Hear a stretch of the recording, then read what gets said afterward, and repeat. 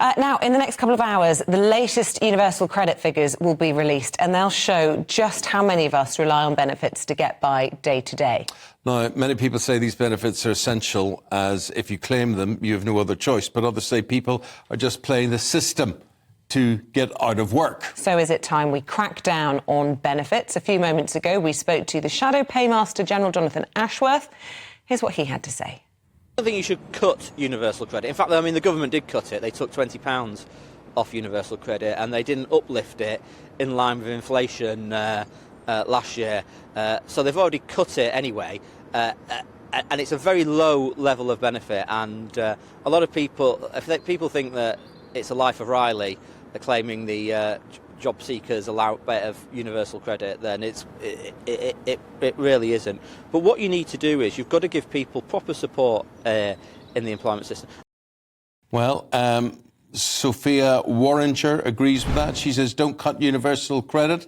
And there is Henry Bolton, who basically says, yes, cut it. And what way would you cut it, Henry? Well, I don't mean just sort of simply cut it, because like many things, it's quite complicated. And there are many people who are on benefits, whether they're disability benefits or job seekers allowance or the housing element and so on. So we've got to be able to discriminate between those various parts. But essentially, what we've got to ensure is that people aren't gaming the system for their own advantage, taking money from the taxpayer when they should be and could be contributing to the economy. But the key point here is that it's 2 points. One, it's got to be fair, as I've just implied. But the second thing is we've got to resource the system sufficiently well to be able to ensure that people who are claiming the job seekers allowance element are actually unable to work. Now, to do that, it's not just a case of monitoring whether they're applying for jobs. It's about supporting them. Many people, for example, former armed forces people, veterans, will find it difficult. They find it difficult anyway adapting to the civilian environment. They get very little support still, except from charities. So we've got to help them to adapt to a new environment and understand how to apply for a job and be successful. There are other people who've maybe been out of work for a long time, or people who are older and thought they were going into early retirement, but the economy is forcing them back into work and so on, or back into benefits. They work, but they don't know how to get back in. And we need to be able to retrain and educate our workforce, the people who are available to work and want to work, and put them in. And then if you tick all those boxes, then you, I think, quite legitimately can say, look, we've found you 3 jobs. You've actually not just been found 3 jobs, you've turned 3 jobs down. 3 strikes and you're out. And then on a sliding scale, your benefits are reduced. So that's how I think we should approach this. It's complicated. It needs resourcing. But like everything else, we've got to have the government will and determination to solve a problem. Yeah.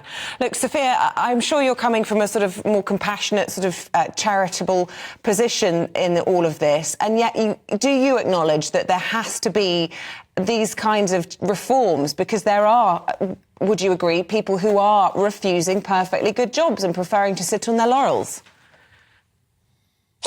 So I agree, we definitely need to bring down the benefit bill. We know that it's set to go over 120 billion by 2027, 2028, which is a not sustainable rise. So we do need to bring down the overall cost to the taxpayer. Let's remember, this is a concept of fairness that is really important, that the taxpayer is funding the lives of these people who are not in work. But the best way to bring down the bill is not by cutting the individual amount that each benefit claimant takes home. It's by getting them into work, because cutting the overall amount that they get home is a short-sighted solution, because it will only move the issue to other services, and the costs may be quick to be cut from the welfare system, but they will be soon to be realised elsewhere, and other services will take the strain of those cuts. So it is important that getting people into work is the aim, not just cutting the bill. And there are many ways that we have found at the Centre for Social Justice of getting